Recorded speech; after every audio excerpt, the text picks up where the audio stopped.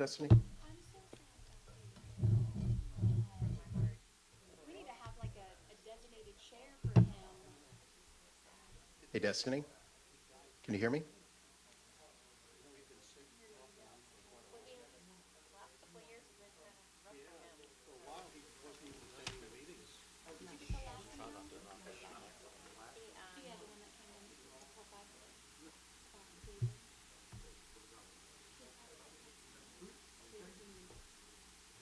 David. The one who's always here, but he, yes, his old customers are meeting. He had a meeting. He was down for me. Yeah. Can you hear me now, Destiny? Yes. Okay, you can? I know. I just read it and now I'm like in a mood. I know. Sis,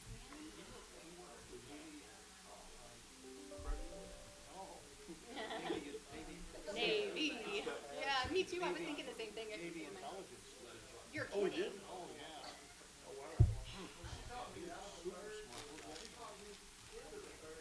Nice guy, too. Yeah. I worked with his son.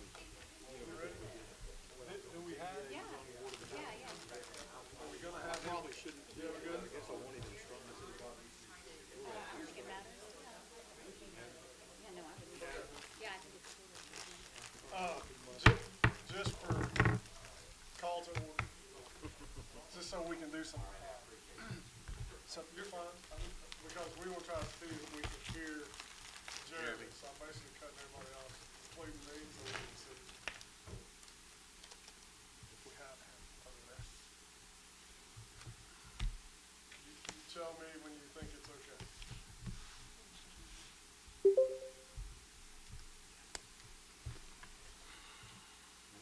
Can y'all hear me?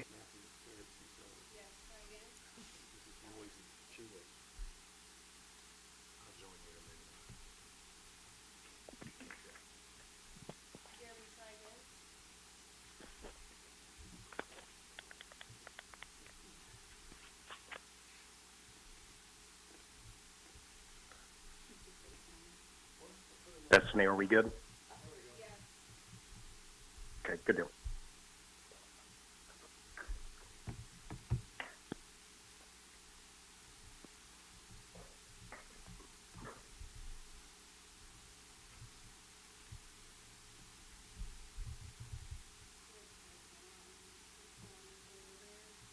No, just put it where we can hear him, we don't have to see it.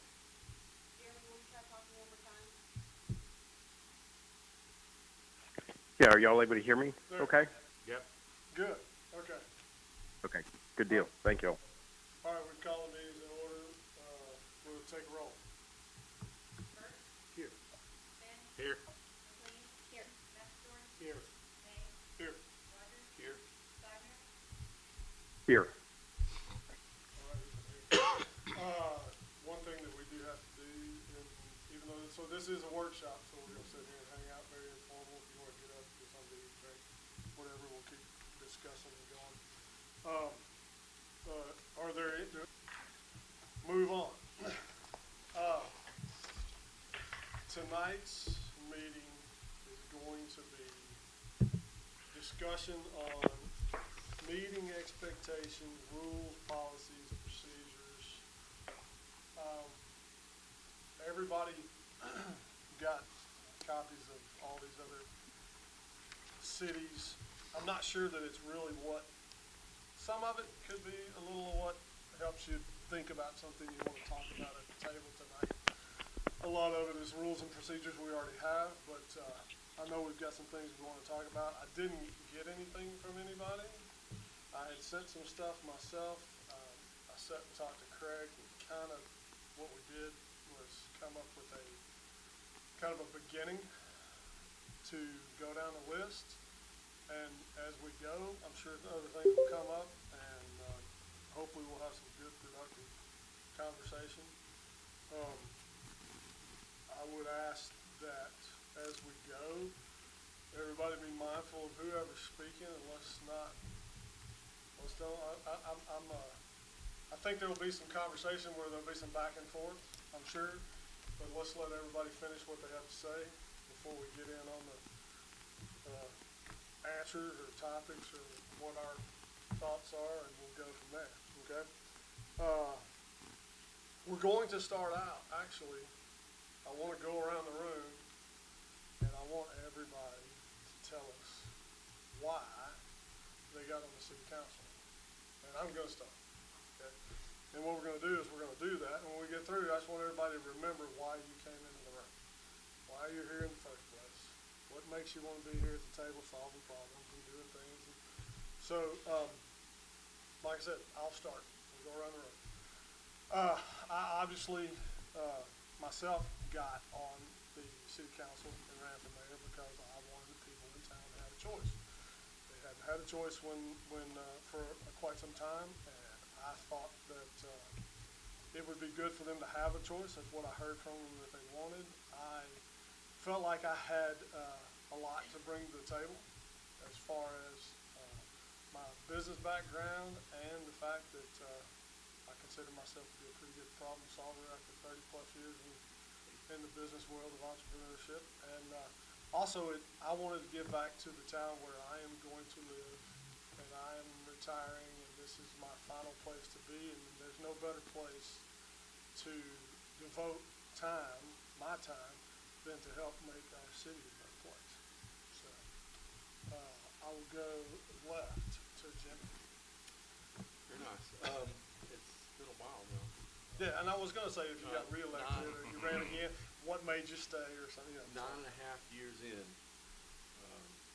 I ran to be a voice of reason during a very contentious time in Robertson politics and management at that time. We were facing a really bad failing road program that was just bleeding, hemorrhaging money and not accomplishing much. We had issues with, at that time, water billing. We also had issues where I felt council members were here for themselves, and they were in it for themselves and how they could benefit their business or their personal property. And I wanted to be a voice of reason, somebody that could speak for citizens. It was absolutely a wonderful decision. I had no idea what I was getting into, and I had no idea what that election was going to do to me, emotionally, and it was wild. It was a Wild West. I don't know if any of y'all remember the Change Robinson movement and all of that. And it was as bad and ugly as you could imagine. And so I wanted to be a voice for people who wanted to somebody would listen to them, but also somebody who's positive. I didn't need to talk bad about what I was against or who I was against to get my point across. We didn't have that in every case at that time. I didn't think. Thank you. Master Bill. When my wife and I came down here in 2008, we came from Central Connecticut. And politics up there is strictly by clique and by ethnic grouping. You could not become a member of a organization like city council or anything like that unless you belong to that group. When we came here, I said to my wife, we have to start going to the city council meeting to see how this city runs, to learn Texas. Because the only thing I ever did about Texas, I read James Michener's novel, Texas, to have an idea of the mindset of being a Texan, which is very unique in its own way. But to see the politics at work, we wanted to know how it worked. When we came in, and for the first 7 or 8 or 9 months that we came to council meetings, there were just 4 of us in the audience. And this side of the dais, there was Rusty Smith, who was the police chief at the time, Charles Harpstadt, and Dolores and I. That was it. We were the people, unless somebody came in with their own private pothole complaint, which is the way I put it. Once they get their pothole fixed, they disappear out the door. And I couldn't understand how the city council could function by representing the ghosts, which is pretty much what it was. And there was no input. You hear complaints on Facebook. We took a survey, and they loved the police department, they loved the fire department,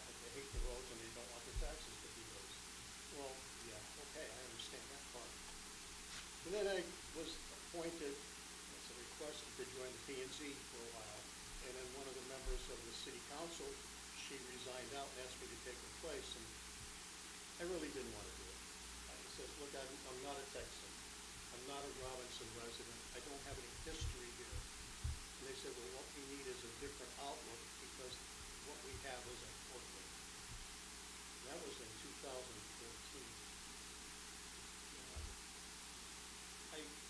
I've been through several election cycles. The only one I lost is to my good friend Charlie. But through the attritions of different people who were resigning out, I keep being renominated, reappointed, and whatever. So I've only actually had one legitimate election cycle. You won. This is. I won this year. I won this unopposed again. But I feel like my experiences outside of city politics have benefited me and people around me because I can explain my viewpoint. Sometimes, like Jimmy and I, we disagree on some subjects. Well, I've learned to respect everybody's opinion because everybody has a really different viewpoint of how things should be. Even with the election, you saw my emails. I tried to be as informative as I could without ruffling any feathers because I wanted people to understand what it really involves to be on this side of the bench. And I don't know whether it helped or not, but I felt satisfied with how I presented it. And that's the way I approach everything. If you see me make a statement, a lot of times I'll defer to the end to listen to what everybody else has to say before I make an opinion or a comment.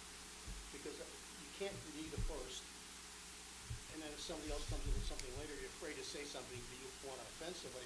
That's not part of our job. Being offensive to a point sometimes helps. If you can sway an opinion, maybe help things better, let's do it too. That's why I'm here, that's why I keep coming back. This is probably gonna be the last go around, but this is my. I've heard that. Thank you. Brittany? I don't have as cool of a story as they do. Place 5 has been open, and the city has been trying to fill it for quite some time. And I have always volunteered for things. This was completely outside of my realm and comfort zone. And I thought, well, maybe that's something that I should try with my age. Maybe that's something that I could bring to the table, a younger viewpoint or opinion, a woman.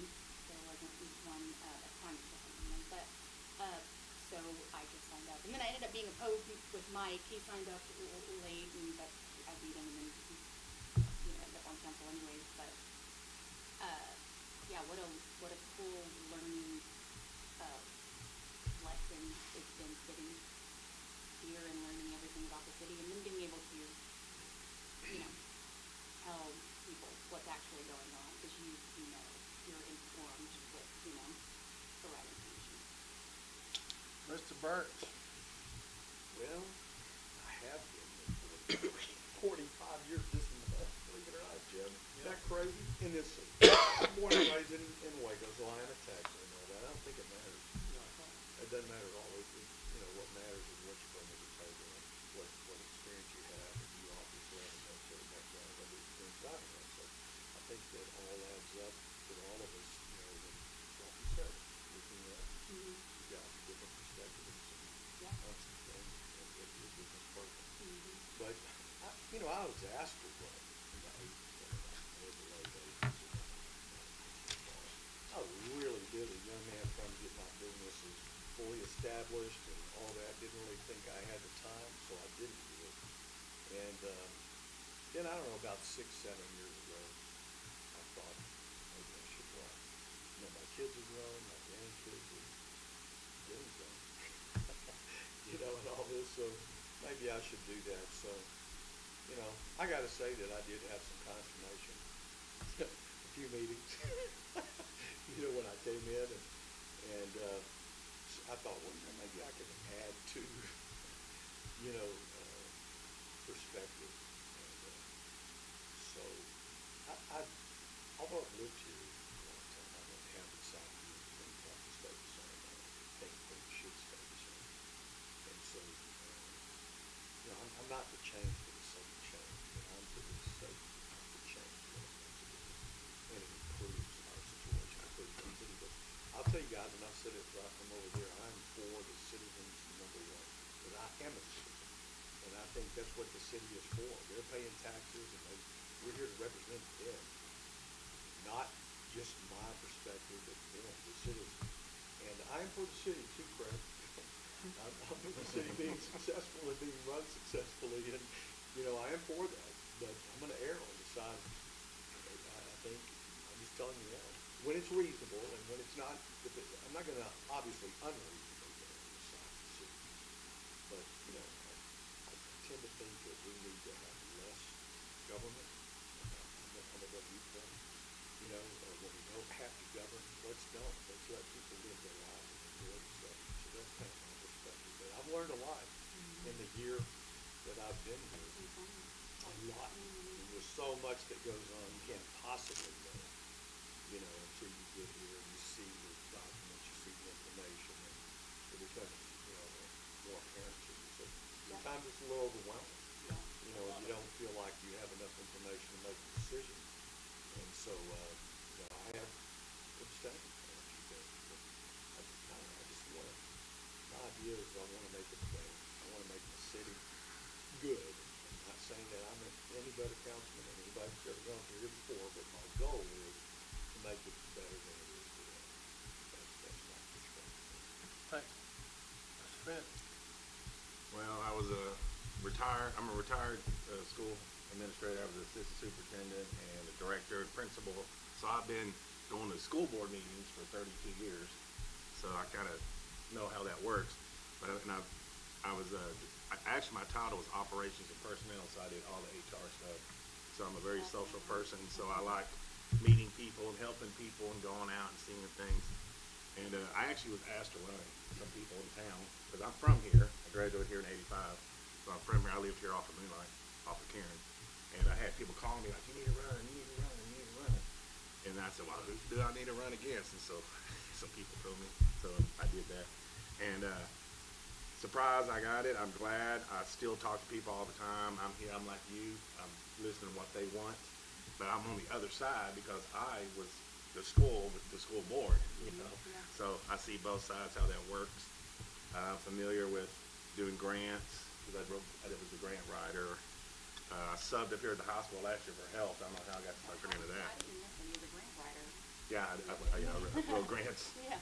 And but I feel like I'm still involved, because I'm retired and I moved here from Fredericksburg after being there so long, and I'm back, and I just want to be involved with the community. And I know a lot of people because I'm from here, but I know a lot of people from the school, and y'all great people that we work with here on the council. I'm excited to work with y'all. And, I'm just here trying to help and do what I can do. All right. Jeremy, can you hear me? Yes, sir, I can. Can y'all hear me okay? Yes, you're up. Am I too loud or anything? No. Okay. Well, hey, first of all, I'd like to say thank you for letting me do this virtually. I'm sorry I'm not there in person, but I definitely didn't want to get anyone sick. My daughter was sick last week, and I guess she wanted to share it with me, so here we are. But going back to the question at hand, everyone has a great response of why they served, and I think that's the key word there. There's a passion to serve and to give back to your community. I will say for me, I'm kind of like Donnie. I grew up in Robinson my whole life, and when I was younger, middle school, junior high, and high school, it was mid to early 90s, right? And Robinson had a different dynamic than what you see today. Population was much smaller. Council meetings were not as great. But I did have mentors and people that I looked up to, and I would see friends' parents being part of either the school board or the city council, and rather just them going to their 9-to-5 job, they were actually giving back and making the community better for their kids and for their future. And so growing up, middle school, junior high, high school, I wanted to do that, and that was more of my family upbringing and some of my family life in the past that I probably wouldn't share with y'all, but it made me want to be a better person, right? So I would say once I got married and got settled in, definitely wanted to give back. There's a lot of people that like to poke holes, judge, give their opinion, but not very many people want to roll up their sleeve and do the dirty work. It's kind of that age-old adage of it's the few doing the work of many. And so, I even with my professional career, I'm one of the few that does work tirelessly to make things successful. And this is how I chose to give back to my community. Thank you. Well, I appreciate everybody participating in that. I will not take credit for that. When I met with Craig today, he was like, I think it'd be a good idea if everybody got to do it. And I appreciate that. He has, Sometimes you just have to remember why you're here. yeah, and he, it was a great way to start because we want to remember that we do all have differing opinions. And somehow or another, even in the short time that I've been on here, through all the discussions, you come up to, pretty much it's always close to a 7-0 or 6-1 vote or something. Everybody kind of agrees. But it's okay to be 4-3. It's okay to be 3-4. And we're here with the 7 opinions, and that's going to get us to where we need to be, right? So the first thing that so I didn't, like I said, so I didn't. I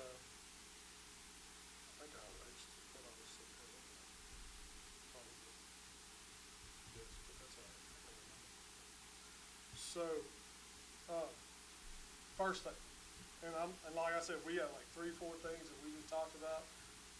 As we go, you can expand. You can write down stuff you want to talk about as we get through. We'll try not to go all night long, but just a good conversation. The first thing that we wanted to talk about was city, employees, interaction, staff, etc. Okay? I remember my first meeting with Craig, and he told me something, and I remembered it. I'm very conscious of it, actually. And he said, "Hey, look, I would appreciate it if you ever need anything, you got a question, you would always come to me first, and let me be the one that goes and gets you the answer." And I think that he could say unequivocally in the first 3 months that I don't call anybody but him, and I kind of ran up. But he can answer a question, he can find somebody, he can get it quicker, so on and so forth. I think that sometimes, and evidently there's been times in the past, or some that people might go around and call staff, and it's not, and it's not it's not in the wrong, what's the word I'm looking for? It's not. Bad intention. Yeah, there you go. It's not bad intention. It's just I want an answer. I'm going to go because I got a relationship, or I know who to call, or I know where to go.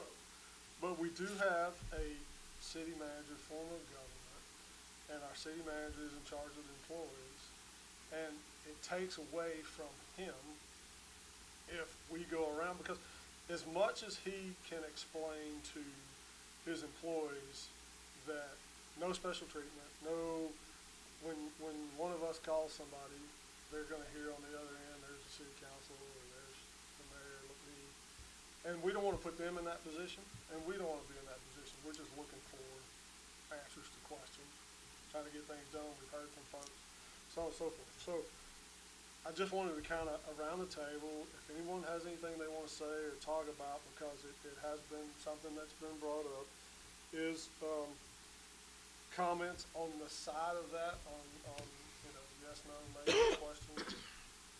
If anybody wants to say anything, yes. When I first came on the council,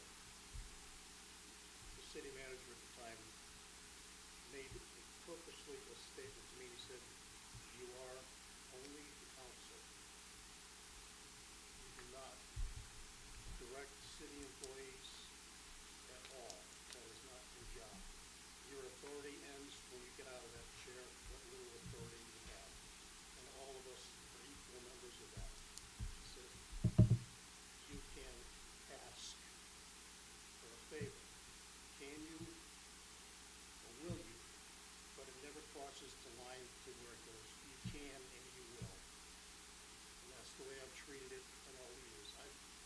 to people, I've explained situations to people, mostly heads of departments, because those are the guys who have the answers. But I will never, ever say, you will do this, because that's not what we're supposed to be doing. It's, can you or will you, but not you can or you will. That does not work.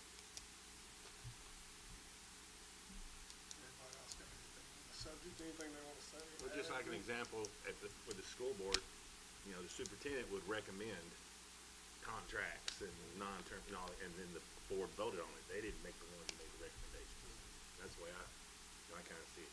He does it, and then we, Yeah. same the coaches and everything, you know, stuff like Yeah. that. Just like I didn't try to explain the Greg Rock project that was joining us, and then I referred to Greg for two reasons. One, he knows way more than I do. Two, that's his responsibility, not mine.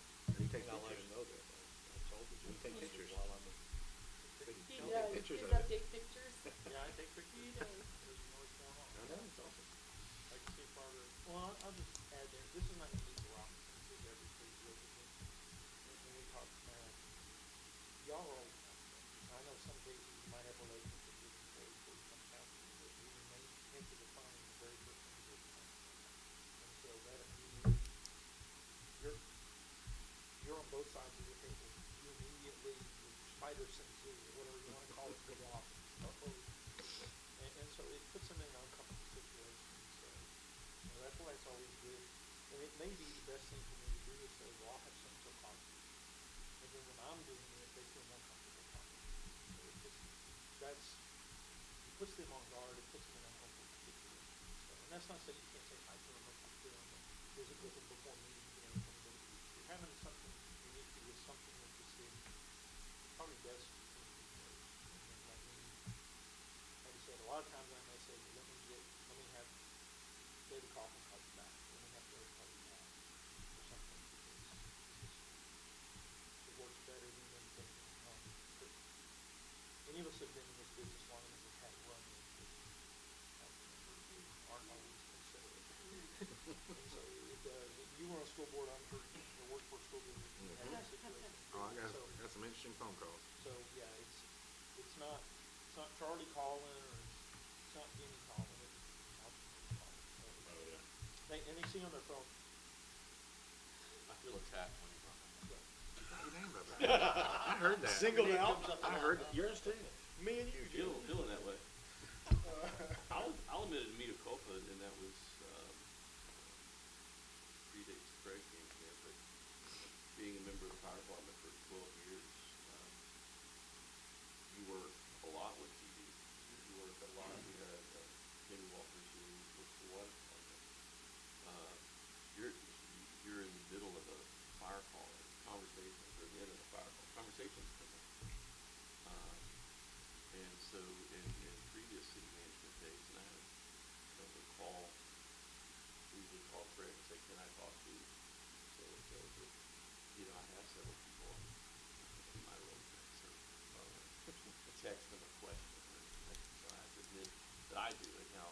I think you had done it until I learned that that's probably more these things. well, anyway, I'm not saying don't talk to them grocery store, it's just when, typically there's a question or an issue, or if someone's coming to you with an issue, or you have a question about something, or you may have something personally that's going on, that you need to resolve, and it's just, like I said, And the reason so I bring it up for me at Pulp is to say, because it's, it just feels so easy. Because, you know, and it's like, it's not that serious. but on the reverse side of it, as soon as you get off the phone, as soon as you get a text message, they contact me and say, I just got a call from the council member, or I just got a text message from the council member. So I say that not to say, You're getting them It from me. goes both ways. yeah, I say that not to say anytime I've ever done it, just to say that it's something it's innocuous, it's unimportant. It's really not, you know, you get a citizen call you and say, hey, this is Ray. Just send a text. Call me tomorrow. Happy people. But that's considered, it's easy to get sucked into that, you know.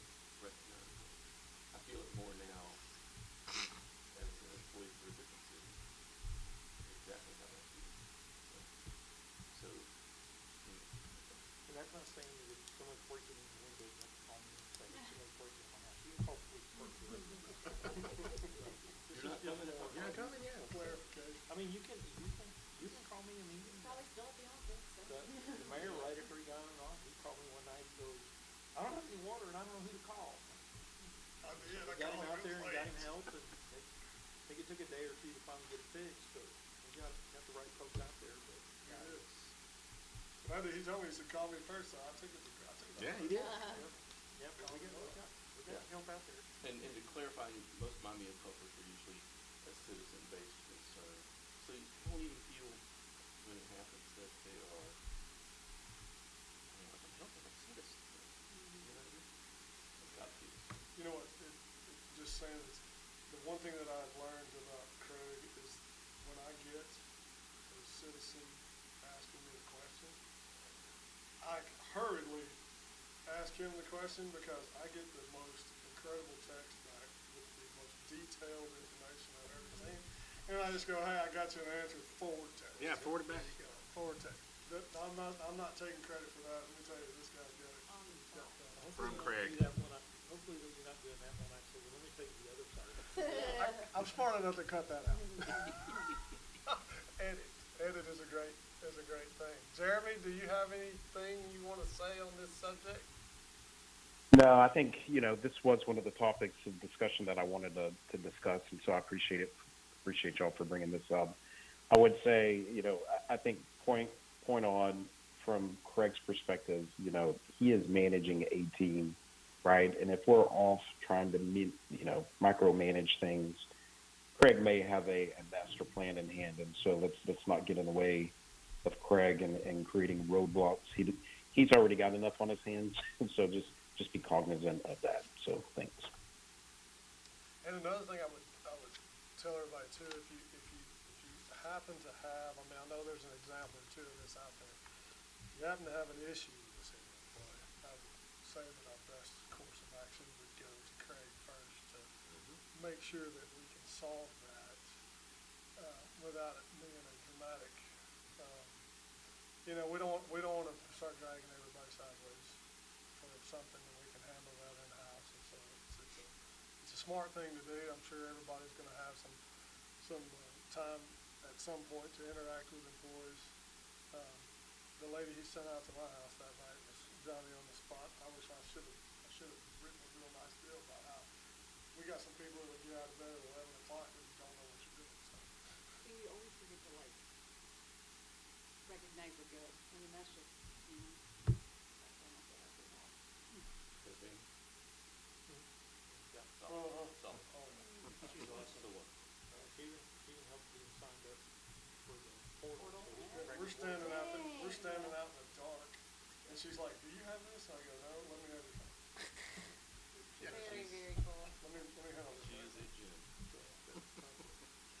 Okay, so want to make sure we got that out of there because that is a big issue. It's something that needs to be said, reminded, talked about.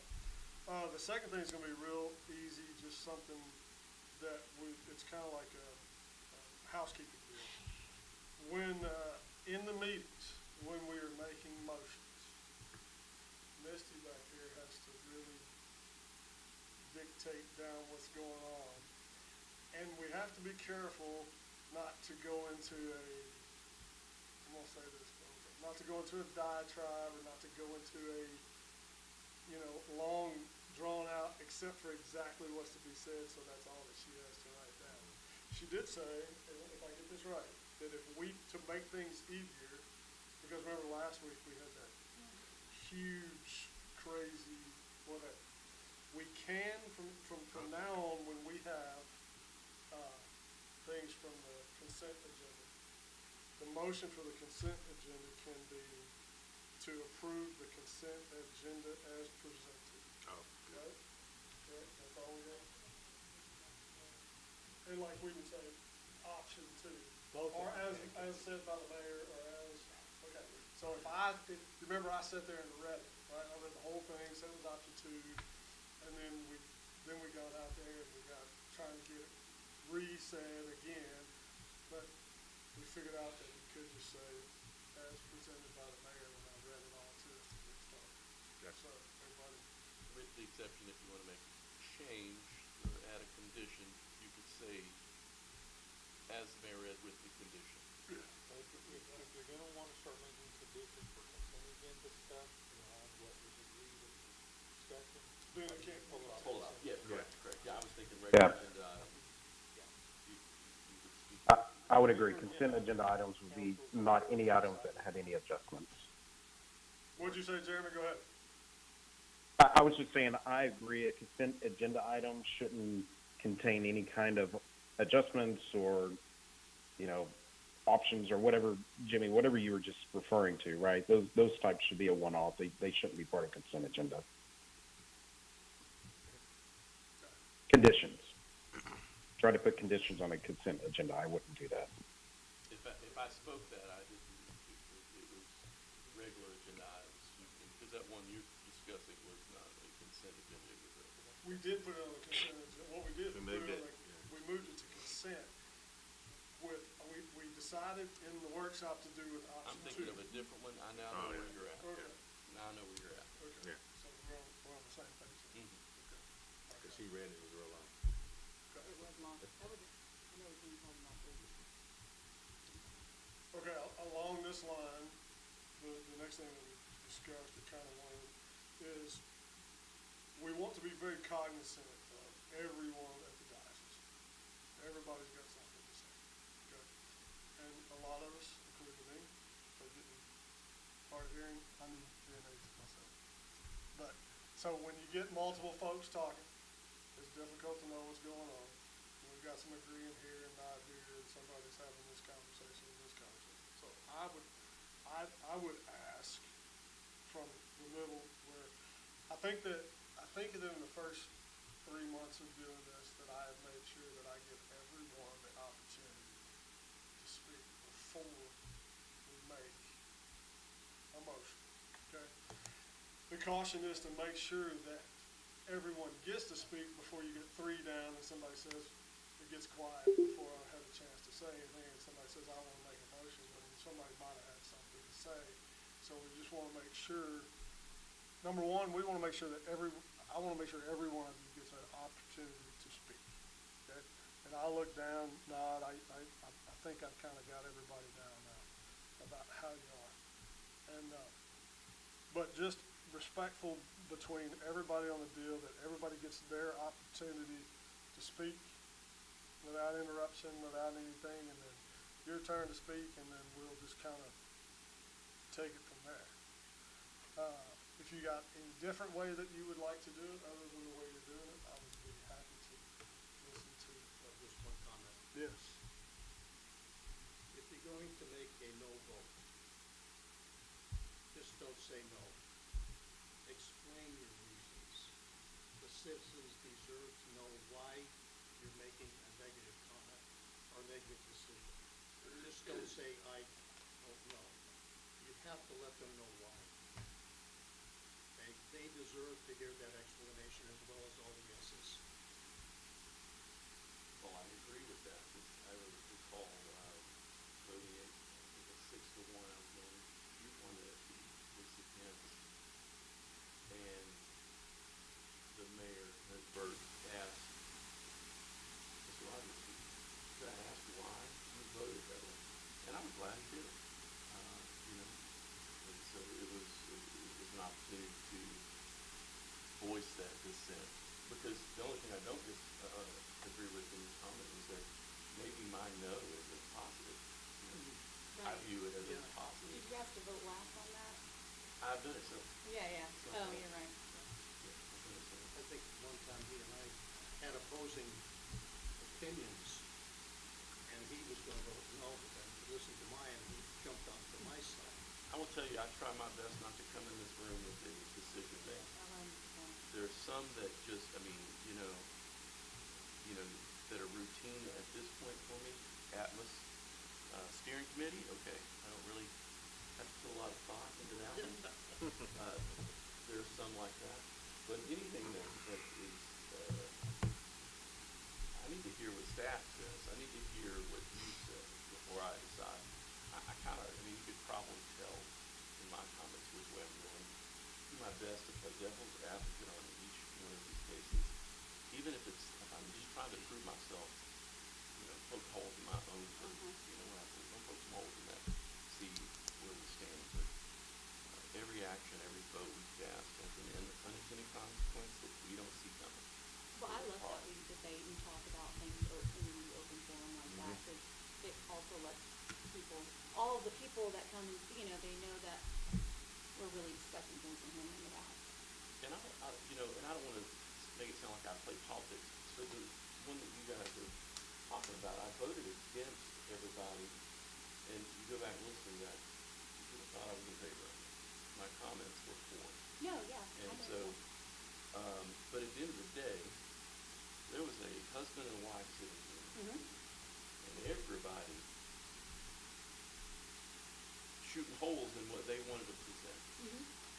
And that's a lonely spot to be in Mhm. for them, and I feel like their voices are valuable, what they're doing, they're taking the time to come plead their case to us.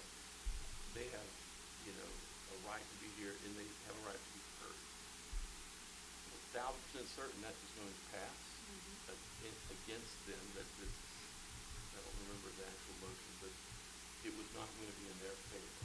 And I voted against that vote because of, I wanted somebody to hear, or for somebody listening to it. Not that I didn't think anybody else wasn't, but it's a I lonely love it, spot yeah. to be in, and they're gonna leave here thinking this government fails, or they're not even listening. So I've done that on a handful of occasions, just to make sure that someone gets that, at least part of that message, that we're listening. Yeah. We don't agree every time. I don't think they left like that, but I loved that. I remember when you did that, and I knew why you did it. Anyway, I'll do that. Time to I time. think the Jim's point about telling people why you voted or what you voted, a lot of that happens during the discussion. Because they're gonna hear what you think and what you're saying, and the questions you're asking, so when it comes down to a vote, all in favor say, it's one word, aye, all against. A lot of times in Aye. discussion, though, a lot of times people will not say what they're really thinking because they're afraid to get the negative feedback. And they would just as soon keep quiet, so they have to make that call, and then by then it's over and done.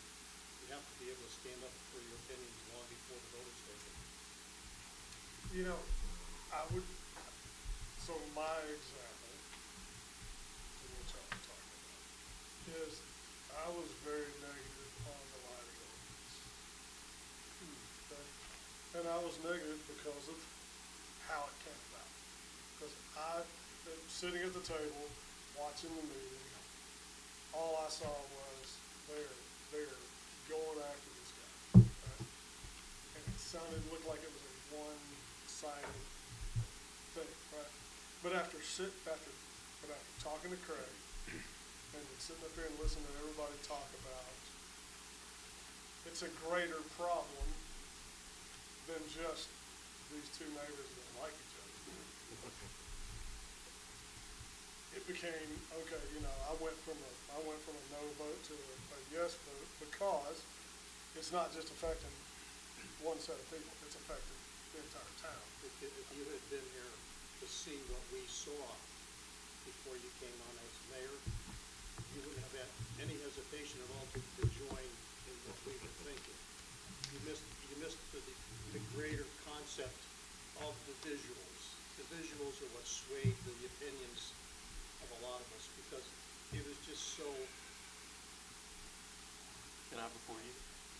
Yeah, you know. I know where you're going. You know what I mean? Well, I know where he's going on that same thing. So here's what I suggest.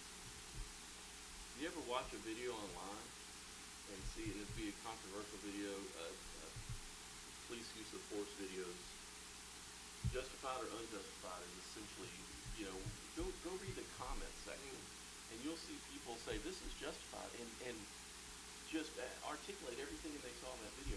And then all these people that say it's unjustified. How can these people watch the same video and come up with two different views?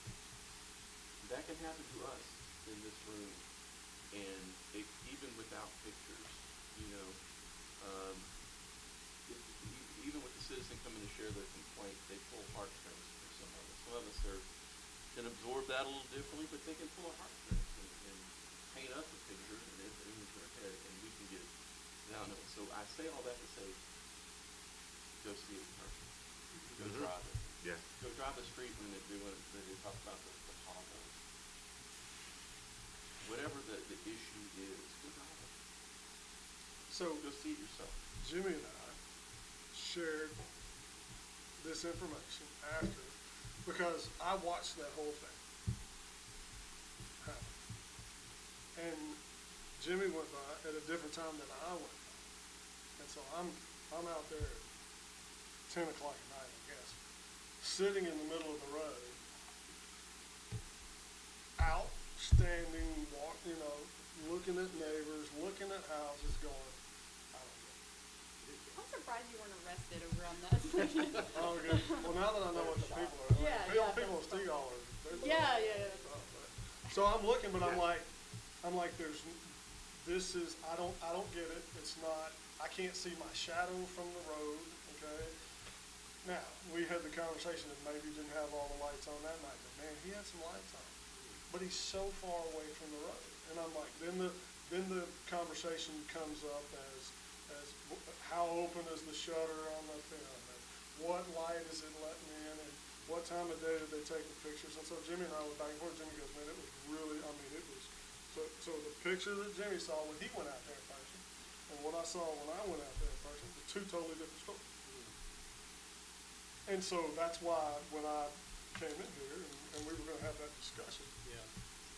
I've actually driven it several times, not always just to go see what's going on, but I have a friend that lives up there. So I go back by these two properties. And so, there's been several times, I'm like, it's not that bad. Then I realized another thing. Depending on where he's parked his work trailer and his RV, helps the situation. It blocks it from shining bright on into that. I hope he's done that on purpose to kind of evade the situation. As a peace offering, I don't know either one of them well enough, but it's been different.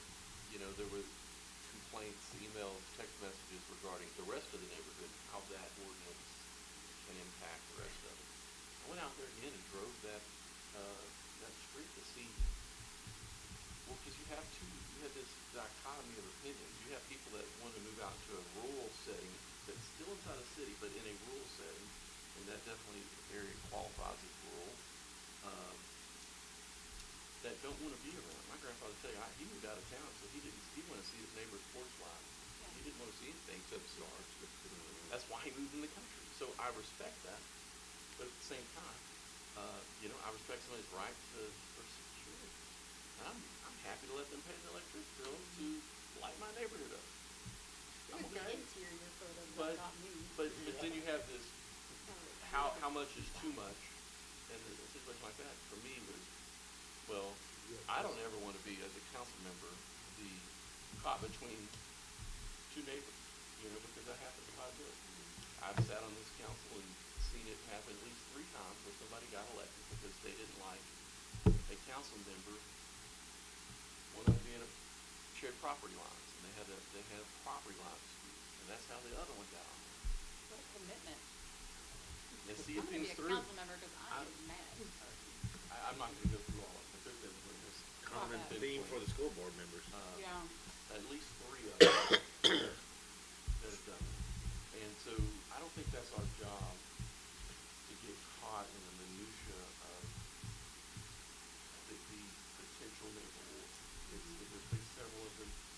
I could count probably at least a dozen that I'm aware of in my time. I say all that to say, I want to give staff the tools to do the job. In business, if your staff is trained well and have all the supplies and tools needed to get the job done, they will likely accomplish those goals. And that's how I view this. My job, my role is to give tools to staff to accomplish that. For us, it's the budget. Do we fund what we say is important to us? And the other is policies that gives staff the ability to manage day-to-day operations. That's what I view as that. So in that situation, I said this, I don't like ordinances. Who does? Nobody. They taste terrible. They're horrible tasting, but they are the medicine that makes us better. But there's no single one-size-fits-all ordinance that fits every situation. Every ordinance has got an exception to it. It doesn't fit this case well, or it seems aggressive for this situation. I believe that our ordinances are minimum standards. These aren't, that's my viewpoint. When it comes to construction, building code, by not making people build cotton walls. This is not the highest design standard. I think city building codes are at a minimum. Even though some people view them as they're too much. You talked about smaller government. I mean, so my thoughts kind of oppose a smaller government, less regulation. I don't want to create an ordinance for every single one-off thing.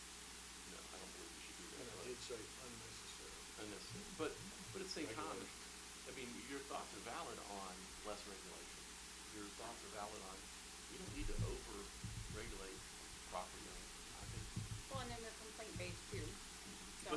but back to the thought of, I just want to give tools to staff. I think sometimes it's easy for us to get caught up in, and I have been waist deep in the mess with people on their concern. I think that, we need to clearly define it as best we can, with staff tools to address it. Because every time we get involved in a two-sided discussion or issue, we may do our best to find the right solution, but we're gonna leave somebody in the lurch. Somebody's not gonna be happy with that. There's always a loser in these decisions. And over time, even though you're doing your best as a counselor to make great decisions, you're gonna stack up a few of those people. And that's, I just want staff to be able to do the job and do it well. So I say, give them the tools. That's my thoughts. I mean, we may all not always agree on what the ordinance should be or how deep it should go, but I just view them as the minimum. These aren't the highest standards. Segueing off what you've done. Yes. Segue off what you're saying, I too was on PDOT, rezoning board of adjustments. And they sent a lot of stuff over to us that I thought they should have just settled. I was wondering why this coming to us. And, one case in particular was over on Stepford Street. And these guys are sitting there voting on stuff, and I'm gonna vote on it, I'm gonna research. I'm not gonna vote on stuff that I don't understand, that I don't have a thorough understanding of, period. Because that's, my responsibility goes deeper than that, in my opinion, and to the city. So anyway, I drove by and I looked at this neighborhood, and what it was, a young couple was remodeling their house, but they were closing in this garage, right? And so what the thing was, as per ordinance, Craig, the day that, it said they'd stopped construction because they had to have a two-car garage. Well, I drove up and down that street, and maybe 4 houses on that street have a garage at all, and it's not even two cars. Almost every house not only had the garage closed in, but they had a carport in front of it. So I think some ordinances and regulations don't or shouldn't apply in certain circumstances. You can't have this blanket ordinance necessarily and apply in every neighborhood. Is it fair for 80% of those people not to have a garage, and now you're gonna make this person build one because it's in the ordinance? I don't think so. So I convinced my fellow, because I went and looked at it, and I had pictures of it.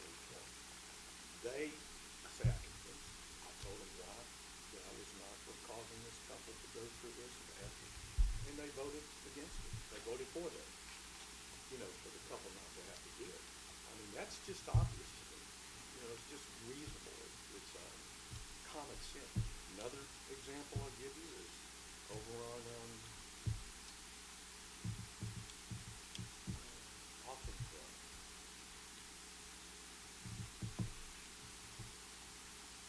a builder's name is the street out there, and it lives on that street.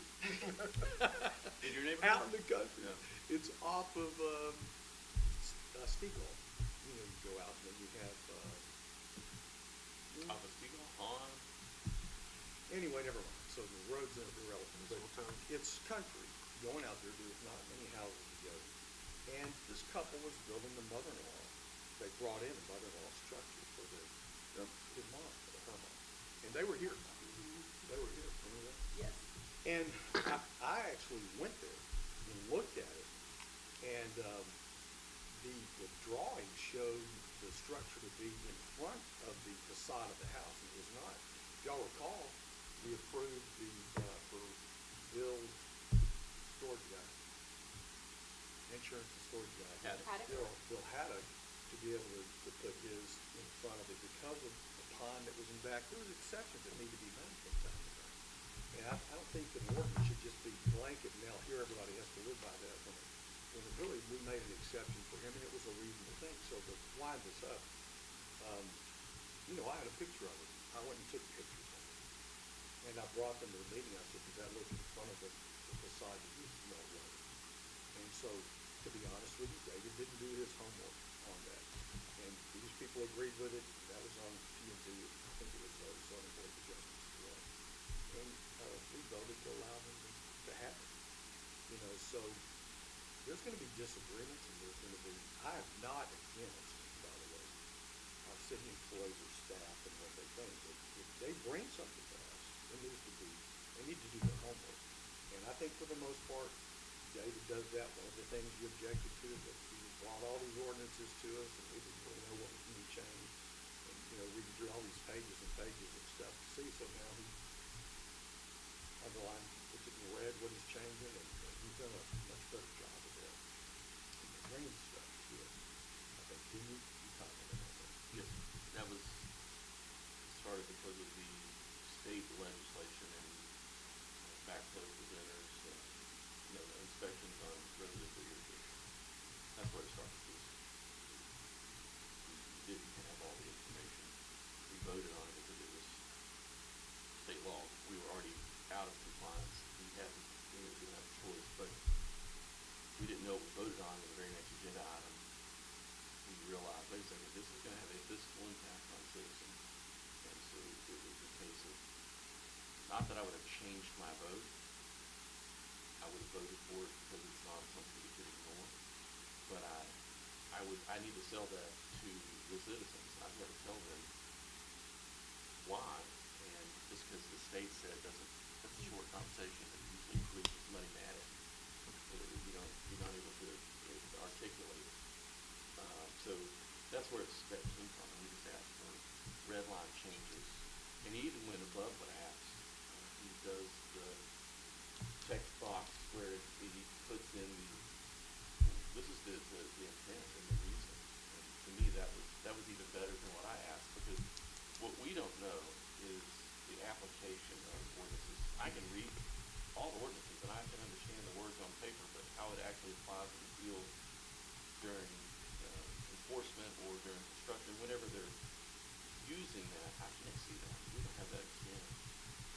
Maybe a little bit from our personal businesses and small projects we've done, but we haven't seen near what staff has seen. So that made a huge difference in the text. Like an ordinance savant. Yeah, and I'll push back Very just one bit. No, I did end up by saying we've done better on those. I had a lot of complaints. And I'll tell you another, if you want to know it, which of us came out that we didn't do the homework on that one either. So there's times we all make mistakes, but I think we don't need to be shy about calling it out either when we take this one and talking about it. And that's why we're here. The whole reason we have a zoning board of adjustments is because people ask for variances, just like Bill Haddock's did in his ranches. So, So I'm going to go back to that point. So I was going to disagree with you, but what you said right there actually is the point I wanted to make. It's impossible for us staff to write an ordinance that is 100% locked in every scenario. Mhm. So what may look like blanket to us on this cursory level, just on the surface, is really could be solid work. But there's always going to be the exception to the rule, and they always seem to come out government. But that's what the variance, board of variance adjustment. What do they call it now? It's not that. zoning board of adjustments. Zoning board of adjustment. ZBA. ZBA. And so that's what that process is for. So we have a process, even though the ordinance doesn't address the specific situation, and it really is not asked for, doesn't make sense to us, common sense that doesn't fit. The ZBA is the right process, it's the due process. And so I think that if we get into the business of making the exceptions, I don't think we're given due process. I may be wrong on that thought process, but I was just going to say that the ordinance as they're written, I expect it to not fit every case. And the ZBA is the fix for that. And it's it's the only one that is. And so, that to me is the best procedure, not the perfect procedure, but the best procedure to handle how we have an ordinance that doesn't apply to this situation well. You know, because we can write all the nuances into these things all we want, and what we'll have is unrecognizable, very difficult to follow, and make it convoluted, make it EDA. That whole process, nobody likes it because it's one more cog in a wheel, more time out of everybody's day or month to go deal with these things. But it's appropriate. It gives them a voice. You know, and I think that's a good thing. So I was going to disagree, but it sounds like we're We are, and I'll just, fine to say again, Dave's done a much better job of presenting stuff to us, I think, since from beginning when I first started, when we were presenting. Well, different city councils have different things, different steps, and different Yeah. council. He said, Some councils just fill want it you out. to bring it in, and they don't wanna really get into it, just trust you with, others want more detail, so that's always it's a learning process on both sides. And I'll tell you, Craig, that in some of those EDA meetings, David would get up and be almost argumentative with those people and things like that, but he would stop that. And I was gonna actually talk to you about that, but I like David, and I think he's doing a good job. I think he's very knowledgeable, he's a very bright young man. But, not bright, but Jack. And I think he's doing a good job. And, Yeah. That's my That's fault. what it's It's for. my fault. No, that's what it's for. I was gonna ask, Jeremy, are you there? I am here, and I will say, this is probably going to be a non-popular opinion or belief, but I feel like we started off the topic with quick house cleaning item, which is about consent agenda items. And so one of the topics I was going to talk about was keep things on track. So I'm good with people voicing their opinions, so on and so forth, but you know, back in the day, Mike Dixon used to come to our city council meetings, and he would help corral us and keep us on track of things, right? So just hearing some of these things, such as rehashing the spotlight at night, or even talking about, you know, citizens with an issue with a parking garage, I think those are things I can hear Mike Dixon in the back of my head, right? That's just because that was how I grew up in the council. But I can hear him saying we're going off track. We shouldn't be rehashing a special, you know, a vote or something that took place, right? So if we look back at our agenda item, our agenda is to conduct discussion on council member meeting expectations, rules, policies, and procedures, right? So, Greg, I do have a couple of topic discussions. I know this one was specifically about consent agenda items, just quick housekeeping. And then we digress, but this is a great example when it gets back to mine. This is a great example of one that I want to talk about. Keep talking on track and some other points associated with that. Okay. I did that while we are here. I kind of wanted to, I know the lighting conversation came up, but it was something that was going to move into also, and since we're in a workshop, I'm trying to give everybody a long leeway, okay? If we were sitting up there, I'm going to cut you off by now. Yeah. Workshops are a little different. Right? Because it's kind of open-ended, but I don't think we should be discussing new or past items that were on the agenda. That has nothing to do with council expectations, rules, policies, or procedures. For It Sarah, was Jerry, we're irrelevant back to on the track. point that was being made. It wasn't that what Jimmy said was irrelevant to what we were discussing. It's actually making the point. It's giving an example to make the point of how he feels about it, so. Anyway. Yeah, and Charlie, that's why I say, you know, if Mike Dixon as a city attorney was sitting here, he would say, don't make a specific example or make up a faux example. Don't bring up a prior case, right? So since Jeremy walked into this, I'm gonna write down a line or something else that's on this piece of paper that is a discussion. Because that's what we're here for. So, one thing that Craig cautioned me about, and it came up because of something that happened, was citizens come up to make comment, at that point, it's our responsibility to listen, ask questions, but not have a whole lot of discussion otherwise. And if you know what I'm saying you can have back and forth if you have a question with someone, but careful what you say to that person in the questioning before you close that down and you talk about something else later. Case in point, so has anybody been to the TML training where they leave You have to. wear you out You have to. and tell you all the enormous trouble you can get in?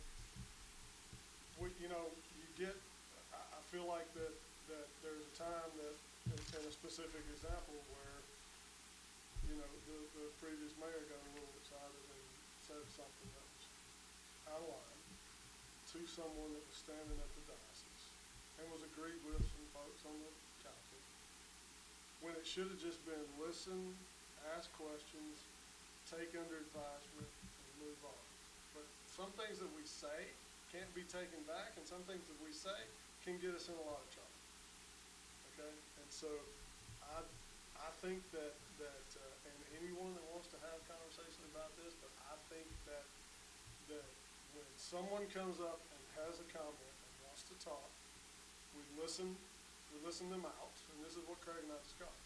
We listen out what they have. If we have a question for them concerning exactly what's going on, we ask the question, and then we take that under advisement at that point, give it to Craig if the staff wants to, or if the council can say at the end, if we got something for them to say, I'd like to have further discussion on that at another council meeting on what was said, so on and so forth. But I caution getting too wordy, too many things said, or you end up in a spot where we're at, because I do believe that has a lot to do with how this thing is playing out.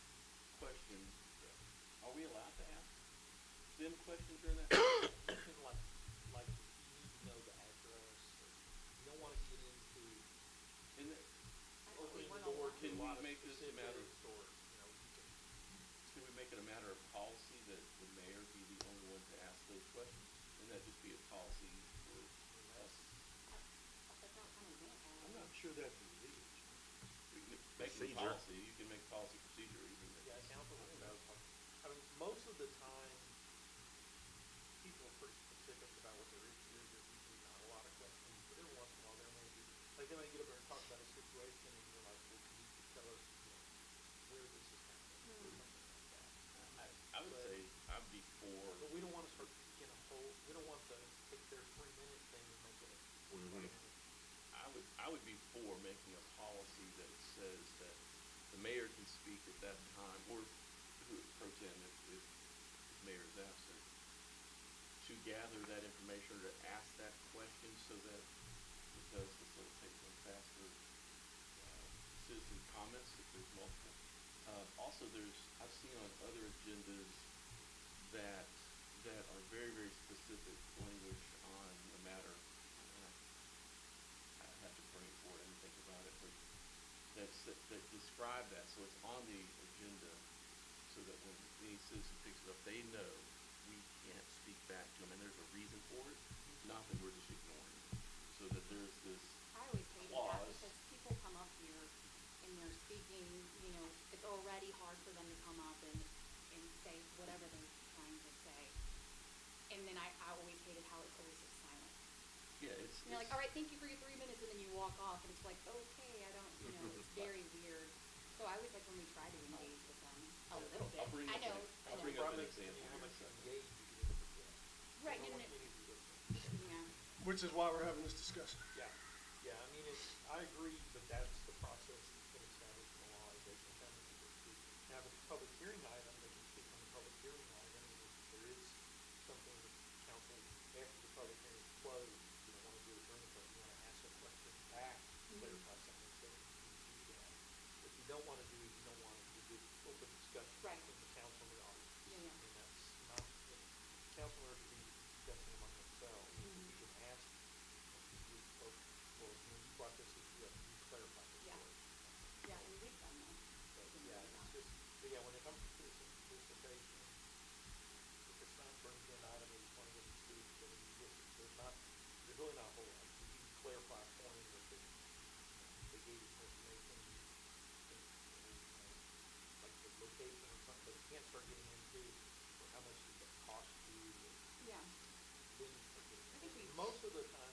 here, those are things that we need to deal with. in email. Right. Yeah, And if they're complaining about an employee especially, that's definitely. Where are the rules listed on the email? I like to read it. What we On can say citizen and can't comments? say, what we can say and can't say. You're saying we can't say certain things. We It's might the- go to jail. I mean, I'd like to read that so I know about it. No, we're currently only talking about citizen comments. It's there. So this is an example, if you dealt from another city. It's once you get in the city, public comment time, it's listed as an agenda item. And it just says, the city council invites citizens to address the council on any matter, including items on the agenda, except for public hearings that are included on the agenda. Comments related to public hearings will be heard when the specific hearings start. Please limit your comments to 3 minutes per resolution R 8711. And that's your answer to the question you just asked in the open meeting act. The council is not permitted to take any action or discuss any item not listed on the agenda. And then talk about when you call to speak, state your name and your address. And if you're speaking on a specific thing, you've got to state that item before you can speak. So it does a couple of things. It lets the citizens know we can't talk. It's just going to be us listening and gathering Unless you have information. a question Correct. for them. And then I would say that funnel it through the mayor so that we don't all get caught up in the questions. And then what you should ask for is, some contact information.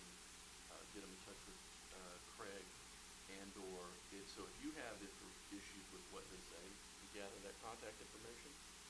And you want to contact In that them case, then we're individually. gonna need to table things, because we need time to talk about it. None of the citizen comment stuff You can't take action on typically that. you can't take we action can on put it on the legally. agenda for the minutes if it's like an issue. Yeah, you can ask to put it on there. I'm just saying, I don't want a voting situation where I can't have the information. So, But that's never, but a citizen, something that I'm never somebody, gonna agree with yeah, that. but something that a citizen says in citizens' comments that's not on the agenda is never gonna get voted on. correct. You're prohibited by law. By law, that statute R 8711. 11. And so the reason I asked for that to be on there is so that that person doesn't feel like we're just ignoring it. Yeah, They understand there is a law that's preventing us from having a back and forth dialogue.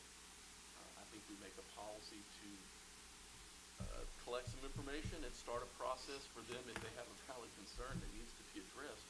yeah, We just don't let them walk out of here. yeah, right. We're You looking know, into this, we thanks get- for bringing this to our We attention. did a process to point them either back to staff, or if you, as an individual council member, wants to say, can I contact that person, you have the ability. There are times I wish you could have somebody for it, because there are times you walk up in here and stand to the side and both face light, and I have to sit there and take it because you can't see. Guy down You're a there good across man. from Valero for one. So I'm just telling you, we have people come in here and make claims like I contacted the city and the city never contacted me. Yeah. And just a month before, I stood in that person's front yard with an engineer for an hour discussing. The Valero guy No, that comes out with a gun. Hey, Jeremy, He's one of them. School No. flashbacks. no. Jeremy, you there? Yes, sir. The point being is. Yes, sir. There's a Hold on. reason we can't discuss it, so this along. The legislature writes up, so. how am I doing on staying on track on that one? Yeah, you're good. I got an A on that one? So is it as simple You did. as, is it as simple as maybe something like he just read on the agenda where, when it's time for citizens' comments, I can read just a little, something like that before they start, Absolutely. so that they understand. That's Good how that's idea. Yes. used. It's read into at Well, the that's- start of so- public hearing at whatever time, and then you We read that. base it just where it says citizen comments, and put that on there, where we just read a little. Because otherwise it's just awkward. It really is, it's awkward. It's Because awkward. they Yeah, don't it's know. awkward. Yeah. They don't necessarily. They would not know. But the Maybe we policy. could give them a do's and don'ts whenever people. That would line be up the- in your advance. So I will- disclosure for- Well, I mean, there's some stuff on. So the form they I will say in prior meetings, though, I know we have told them, thank you for your issue or concern. We cannot act on behalf of Yeah. this issue this evening, but we will take your information and get back to you. Yes. I mean, now whether or not we state that in black and white, I don't remember, but I do know for those that have true issues, we do state, unfortunately, we can't act on it this evening, but we will get back to you if you leave us your name and number. And they'll usually go up to Destiny or whomever and provide that information. So I just think it would streamline had it on the agenda, spoke it into the public hearing or the citizen comment time. And that way, if there's multiple, you don't have to say it over and over. You don't have to readdress it with each person. It's there. And it also. I would agree with that. Do the blue sheets have addresses? Yes. So they will give us that? I've never looked at them, so I don't know. Okay, so we have their contact information. And again, when they have to start out by telling you their name and their address. Yeah, name and address. Yeah. I was just thinking, yeah, so I just trying to, in an effort to streamline it so that I don't ask, a bunch of questions and you don't ask a bunch of questions, but then there's more I wanna know. We have the ability, is it prudent for council to get that contact information and contact? I mean, they're obviously asking council to intervene, and that's why they got here, so I don't think it's out of the ordinary, but is it prudent, is it that?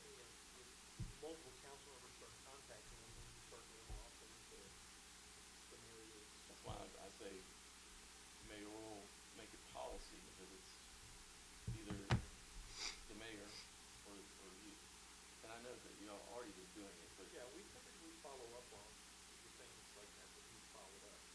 And sometimes people come in here to the event and we try to follow up, they're like, well, I got my issue with that.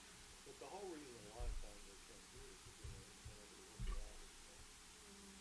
They don't like to answer them. Okay, but either way, it hasn't been able to be worked out, so we are called to make a decision on it, so we need to have. Not everything I'm they gonna heard reiterate, is something you can make a decision on. whatever comes before us that we can, I always want the information on it, not. But those will be on the agenda.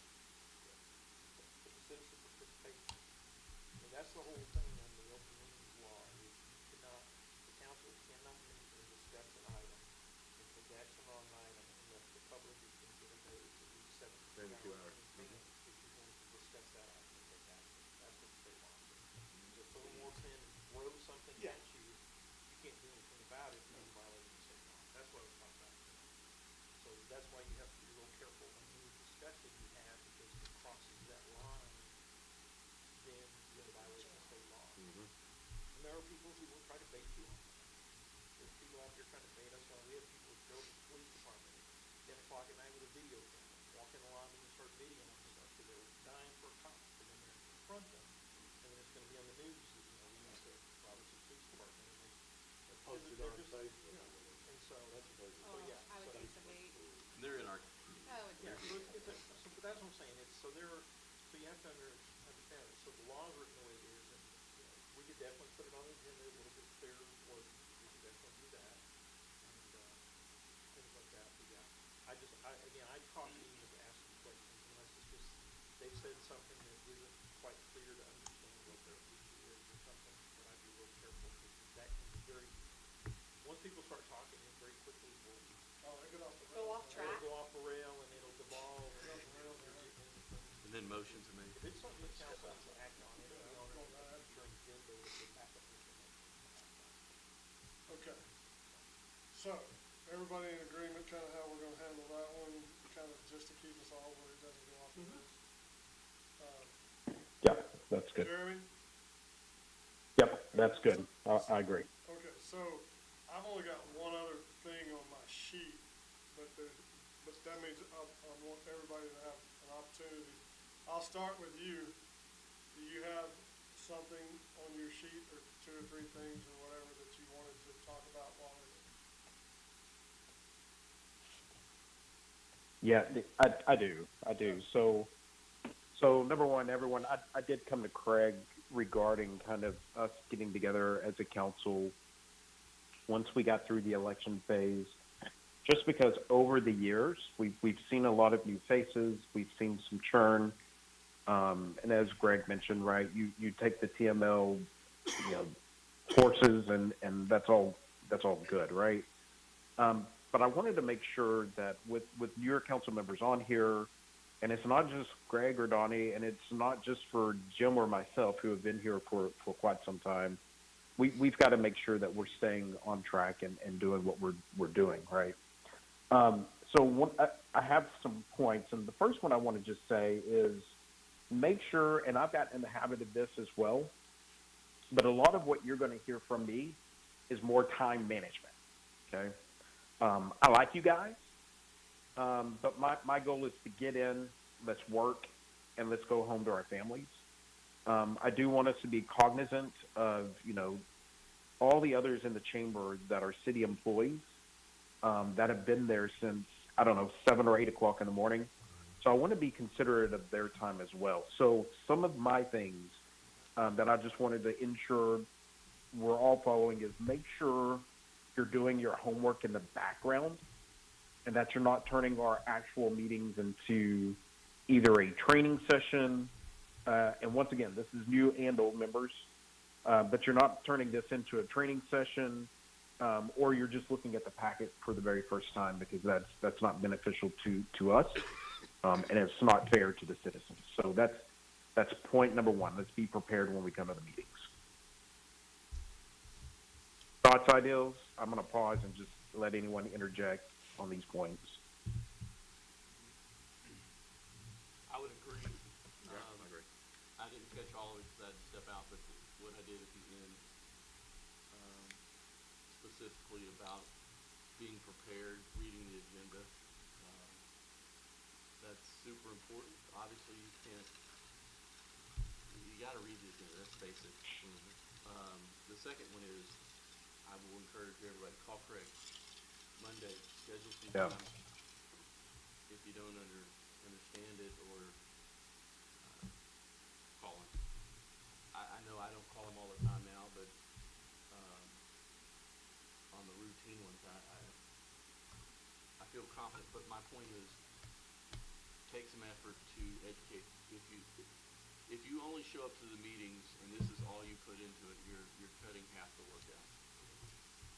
The meeting is only half of the job.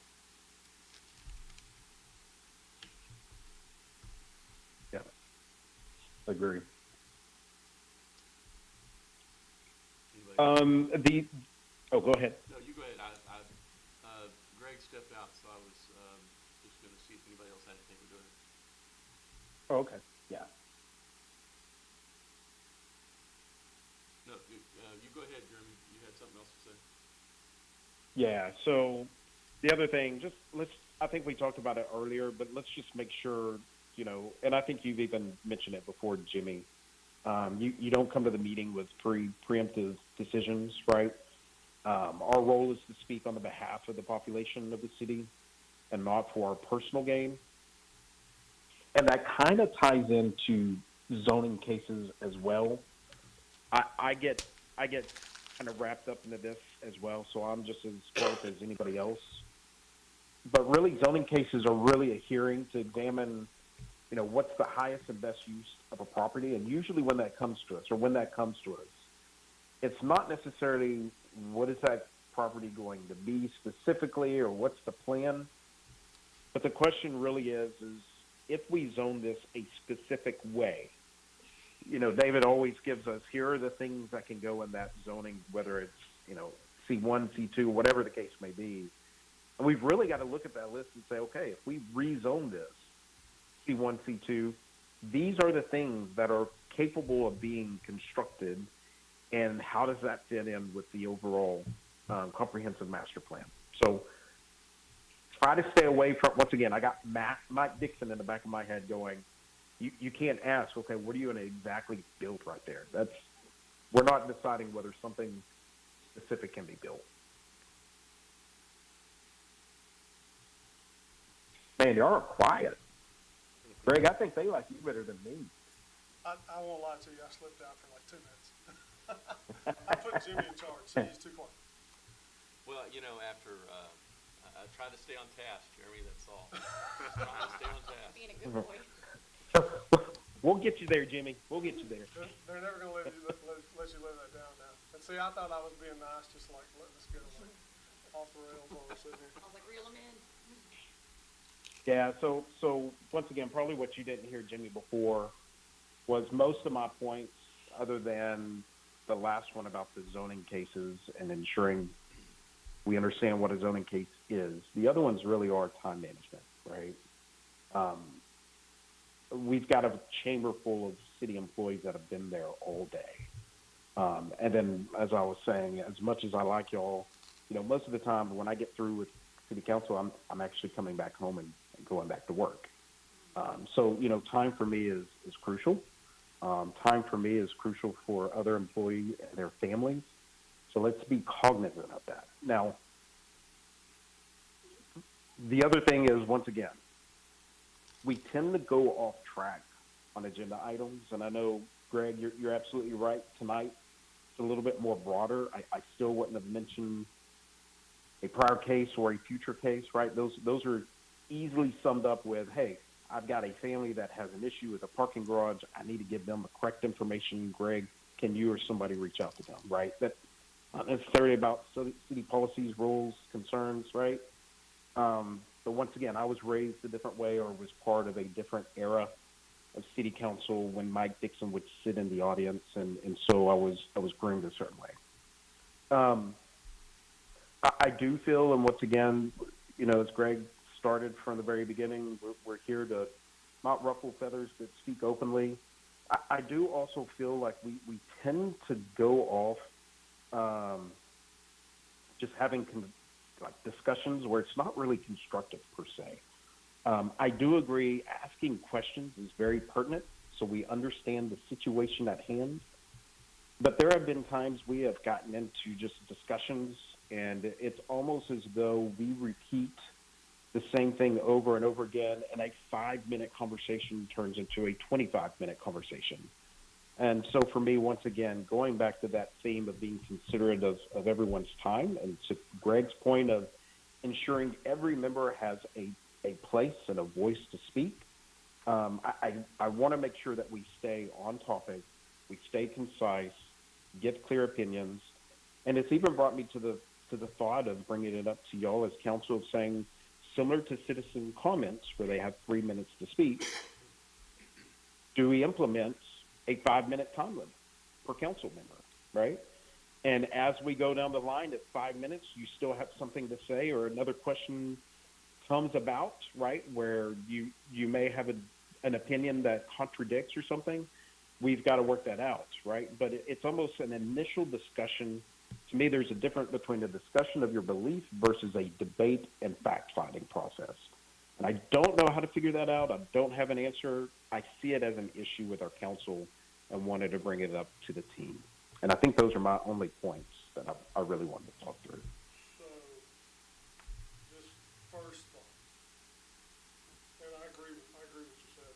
First thought would be that I'm fine with 5 minutes. We would just have to we really need to, when I first started talking about tonight, everybody's got to just take their space, give that person their time, no other discussion from anybody, and let them get through. We really have to police that pretty hard, which I'm not, that's fine. I mean, that's fine.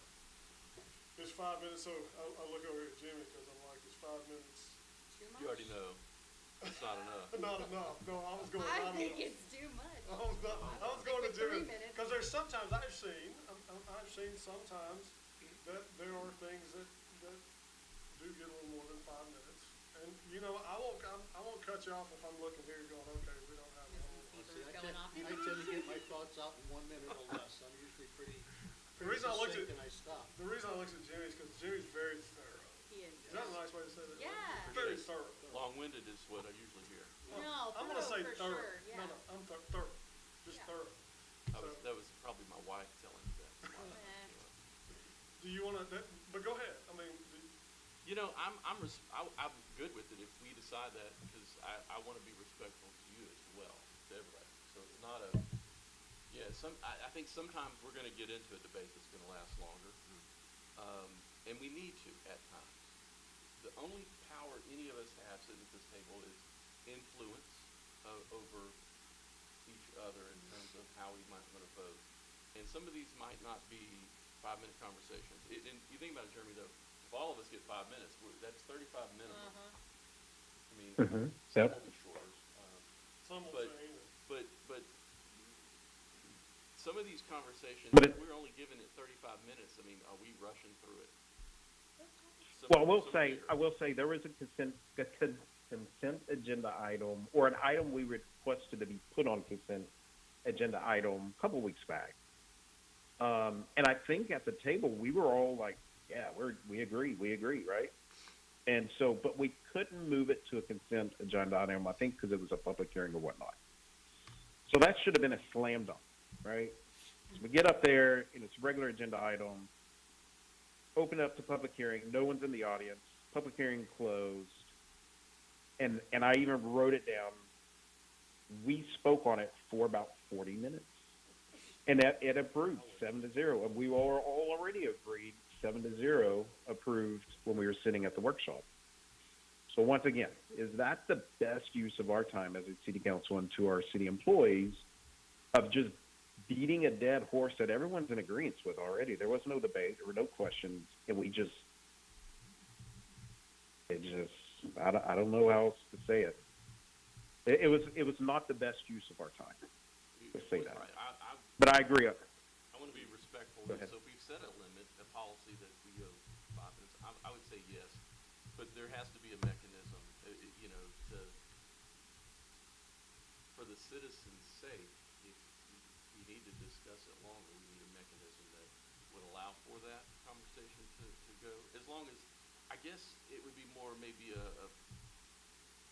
if our conversations are drifting to other topics and anecdotal stories, we need a mechanism we need a, Just move it back. That's when Craig's over there kicking me going, hey, move it. We're getting out of hand. Yeah, I We're did getting that. out of hand. I did that with pretty man, I did, no problem. And then I think that will come with Greg too, being more comfortable in this role, to be able to like reel it in, really, you know. I'm good with it if we want to go 5 minutes, but. We could be like Congress, and then you got your 5, and if I know, I give my Pass your 5. time. Yes. I concede my time. I can see my time.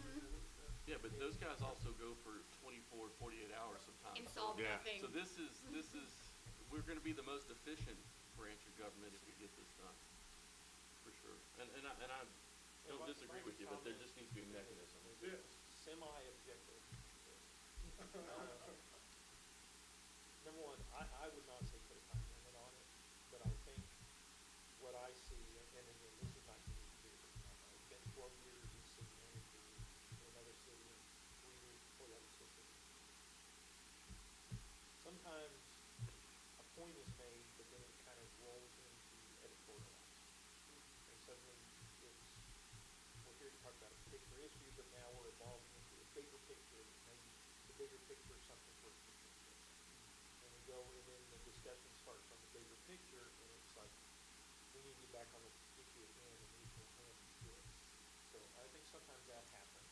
For sure. I think if everybody's cognizant of that, and some of that, I think, falls into layers where we say we're really getting beyond what we're going to discuss. And if it's one of those where somebody feels strong about it, and when you in the meeting say, hey, I think we need to have more discussion about this particular type thing for the future agenda, and we can put it on there and have that more open discussion. Because if we're putting on there to make a decision about something, I'm just crazy, because I was listening to what Jeremy said, and I don't want to rehash something, but we're going to have a discussion about my particular piece of equipment. That doesn't need to devolve into and spend an hour on how does the city budget for equipment, and how do we appropriate for equipment, and all of these services. We're here to get approval for future. If y'all want to talk about that, then let's either talk about it during budget time or put it on a future agenda to get into the most detail. So that's just an example. Sometimes that happens where it'll just kind of we're still technically on the edge of the subject, but we're getting beyond what the actual item, the actual vote needs to be resolved. So I think in those cases, maybe it's just that. Again, I feel that. Do you really? No. Okay, I'm just absolutely making sure, not. yeah, okay. He keeps looking Because at I me. love when you make your points. So I'm talking to you because you're looking at me. No, I mean, it happens, it's fine for everybody. So I will say, when I had the discussion with Craig, and we go, okay, you can let them go, we'll amend it. And I will say in the beginning that I have given more to make sure, try to get to that comfortable point of, they come in, everybody's like, man, Greg comes in, he just cuts me off. Right. Blows me out the door, right? So I have kind of probably erred on the side of letting everybody go a little long. But you're reading the room, that's what you're figuring it out. And So, yeah. I will tell you from a public perception and a trust of government perception from citizens, that goes a lot farther than, I have seen it in other councils go the other way, where hard cutoffs, and it's abrupt, and it's, I'm sorry, your time is up. Yeah. I've seen it happen amongst council members where they would cut off the council member from speaking, and it creates dissension to a degree, it creates distrust in government, which I'm a, you know, if I'm gonna advocate something, it's for creating better trust and open conversation. And we just gotta find a better, efficient way to do it. I'm okay with that. I could just look down the line, if somebody gets a little long, go, hey, I wanna make sure we get to everybody else, can I give a couple of? And that'd be That would like be your, perfect. That's the your, code. Yeah, that's yeah. your 1 minute mark. All right, bud, wrap it. You know, the eyebrow raise. Needs to Oh, go, all right, okay. there you go. Or you just see That's the me, nicest my way to chair say it. starts to sink down. Uh-huh. Time to, I get a little I could get a little button over there that the little thing comes up in front of it, cut your mic off, your mic lowers down. No more. that's Destiny, she can cut the lights off. See, now we know who has the keys to the kingdom. Always. Jeremy?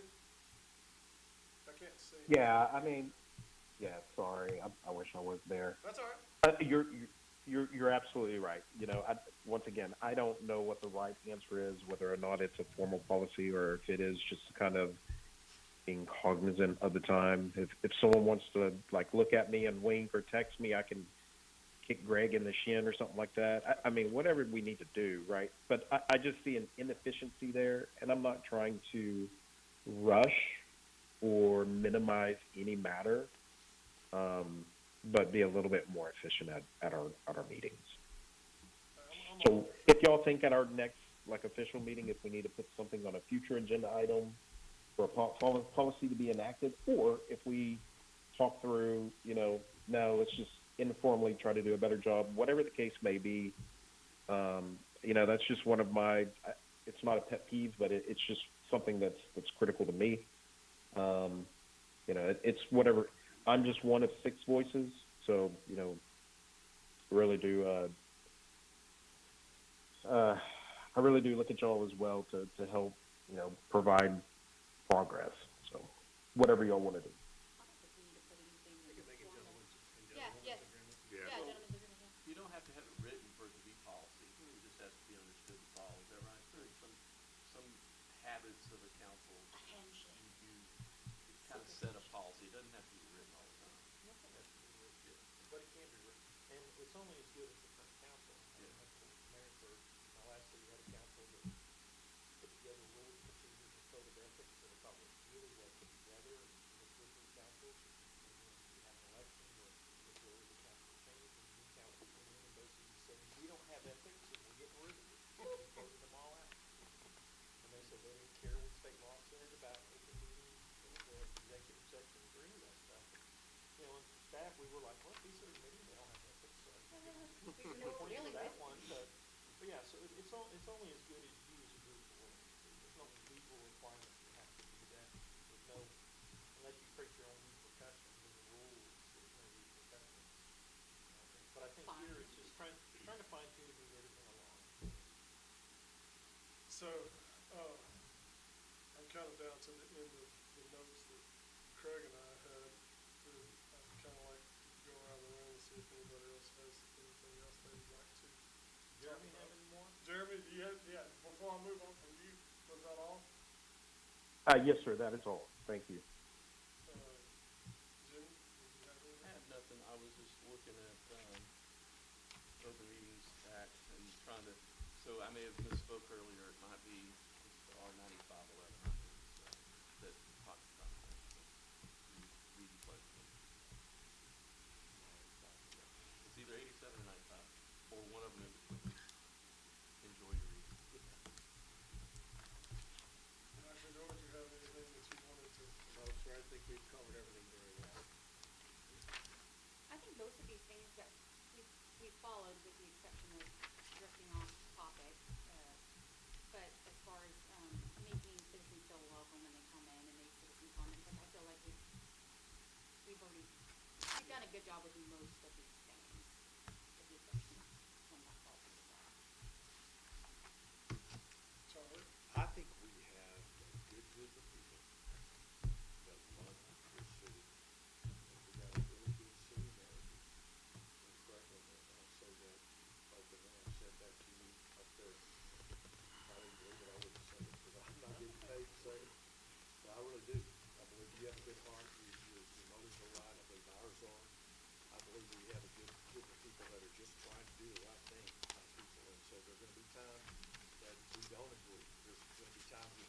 the right way, but that's okay. Let's extend grace to each other. Let's extend love toward one another. Let's just do our best to do the best we can for our city. And hey, there are times that, you know, you might feel emphatically, or I might feel emphatically, I have, and I'm going to say it. You know, but I feel like I need to say it because I'm not here for you. I'm not here for me. I'm here for the people that voted for me. That's how I feel about it. And if I'm going to look myself in the mirror in the morning and feel good about being what I'm doing here, and by gosh, I'm going to do it. I'm going to say it, and it may rub somebody the wrong way. I'm not trying to rub anybody the wrong way. I'm not trying to do anything but do the best job I can. It's who I am and what I know. So I believe we all have the right intentions. I believe we're all good people. And let's just move forward, do the best we can. If I screw up, please let me know. I'm not beyond reproach like anybody else is. You know, so I just want to Tag on that, sorry. tell y'all thank you. So you No. weren't finished. No, you know me already. 5 minutes. Well enough to know. The only thing I would add to that is that we don't make decisions just for the people who voted for us. We make decisions for the people who voted against us. They are still valid But we are citizens. a representative government. Correct. That's my point. And the moment you sit in the I've seat, you never been- represent everybody, I will. everybody, no matter who votes for you. I don't even know who voted for me or who didn't. I'm gonna give second I- thoughts, I'm gonna I give couldn't second tell thoughts you. to Charlie's voters though. Well, my point being is we don't wanna alienate someone else, just, hey, I didn't vote for him, so now I can't even expect him to take care of it. That's how it resonates, not necessarily No, your it's- intent. but I don't how- even know who voted for me and who didn't. I didn't do an advertisement. I don't know who did or didn't. I didn't have people call me saying, I'm voting for you. I don't know who did or didn't. I'm just saying the people, enough people voted for me to get elected. And so I view it as my job to represent the city of Robinson citizenry, all 15,000 or however many there actually are. So you got 13. him all fired up. Good. That is on me, guys. Way to go. So here I am now, having to control. Thank you, Jimmy. That's on me. I think we could do the fishing like really. I You know, just when think I was at the, everybody. when I was at the TML conference, the way they started, I remember they said, hey, you need to understand something while you're sitting in this room. You are a city council person, period. When you got voted in and sat on the diocese, you lost a hat that goes behind and has this opinion because now you represent everyone. So, that, you asked for it, you got it. Donnie, what do you got to say? On the public comment, this paper you have here, on 45, I don't know if you saw this. It's on the second column in the middle. It says, in such instances, limited verbal interchanges between member of the public and members of the council are allowed. Right. Where are you at? It's page 45, middle. This is when a member of the public makes an inquiry about a subject that is not on the agenda, a member of the council may respond with a statement of factual information or recite existing policies. I'm just Yeah. saving y'all some reading time. Being an old English teacher, you know. No, I don't have anything else. I just wanted to show that. The one last thing that was hidden in the notes when I was saying is that, social media, before we adjourn, I saved it for last. So it's really a lot of that. And it's not, I'm not here to preach at it. I'm here to say that first and foremost is social media is a huge part of the world now, in every form of social media. We just all need to remember that it lives forever. Comments are there forever. Remember remember the quorum, rules are also on social media. If 4 of us hang out on the same spot, we're in trouble. So if you start counting and people are on here, don't count past 3 if somebody's on there. But, just be careful on social media. Just use caution.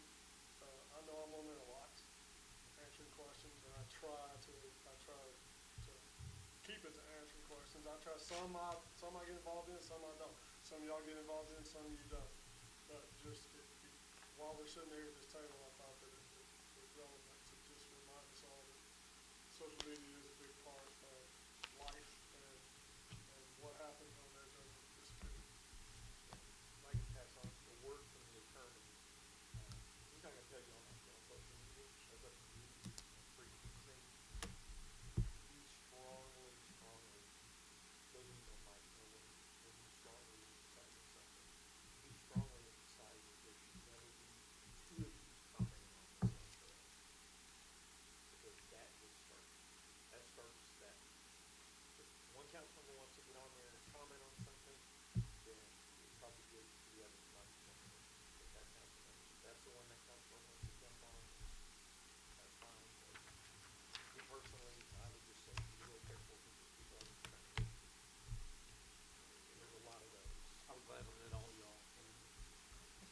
young, me too, I'm one of it. I got staff that needs to start. I'm They currently tell on me what I content. need to know, and they respond what needs responded to. I don't know, like if you use Yahoo, I mean, you get on social media. I don't know if y'all remember when I used to be extraordinarily active, make you look like you never were on it, that's how bad it was. Yeah. Wow. And so I got to the point where I felt like, well, first off, why am I the only one?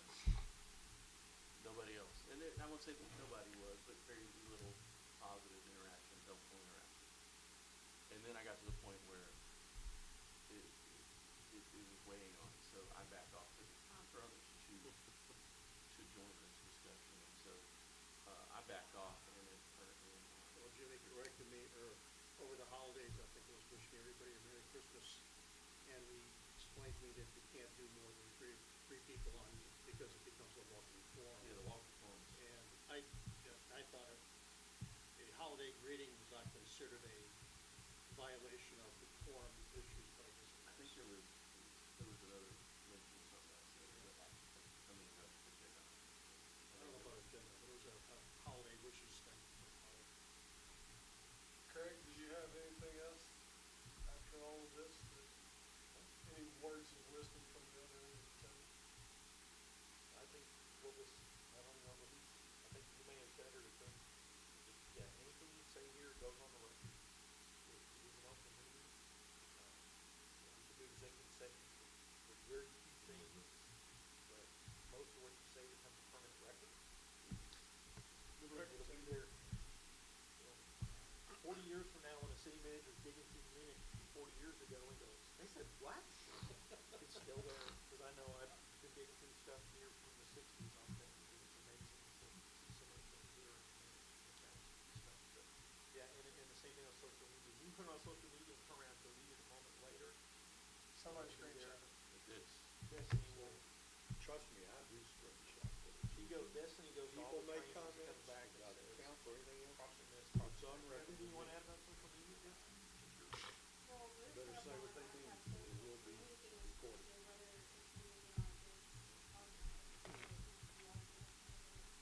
Is that on the city pages?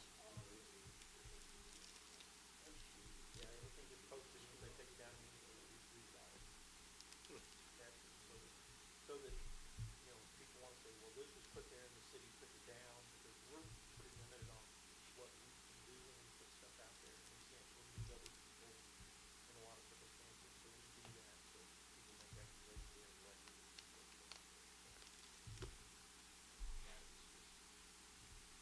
You know, it's unfortunate. It could be a great tool. It's a really great tool to stay in touch with your family and tell everybody what you're eating and all that other stuff. But, you know, it goes off to some of the other stuff. It's just what makes it fast.